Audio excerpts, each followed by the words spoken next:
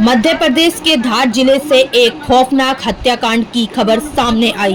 राजौद थाना क्षेत्र में मिर्ची व्यापारी देवकृष्ण पुरोहित की हत्या पत्नी प्रियंका और उसके प्रेमी कमलेश ने मिलकर की। पत्नी ने पति की हत्या के लिए 1 लाख की सुपारी दी।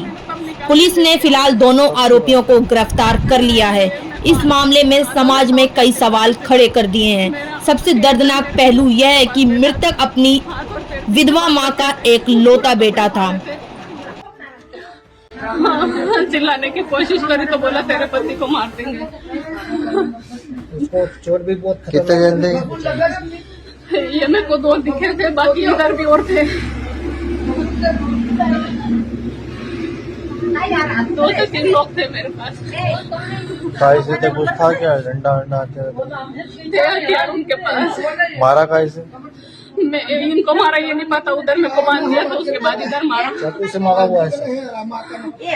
वो इधर कब मारा मेरे को तो उधर बांधा था बेड चाकू पे। से मारा हुआ है, ये इतना पूरा काट दिया। कहने लग गया।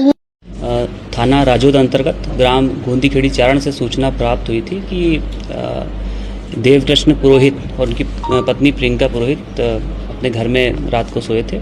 दूसरे कमरे में उनकी माता और उनकी बहन थी और अचानक रात में कुछ बदमाशों ने हमला किया और देवकृष्ण के सर पर धारदार हथियार से हमला किया और पत्नी को बंधक बनाकर दूसरे कमरे में छोड़ दिया और कीमती सामान लूट कर ले गए और अस्पताल ले जाते समय देवकृष्ण पुरोहित की मृत्यु हो गई।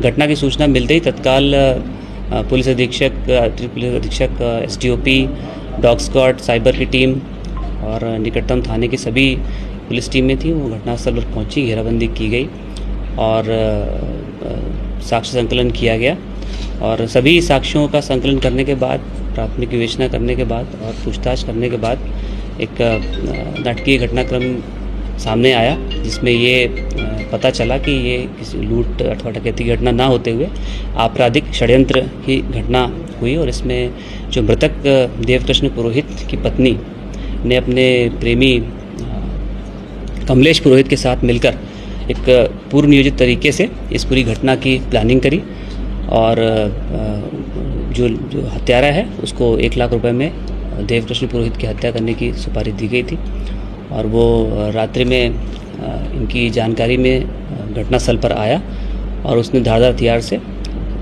सोते हुए ही देवकृष्ण पुरोहित की हत्या कर दी और लूट का घटनाक्रम क्रिएट करने की इंटेंशन से इसको देवकृष्ण की पत्नी को बांधकर वहाँ पे दूसरे कमरे में रख दिया और घटना के कुछ समय बाद उसको चिल्लाने के लिए बोला, जिसका पालन करते हुए उसने घटना के 10 से 15 मिनट बाद ये इसकी सूचना चिल्ला कर दी, जिस पर से सभी लोग जागे और ये घटना हुई।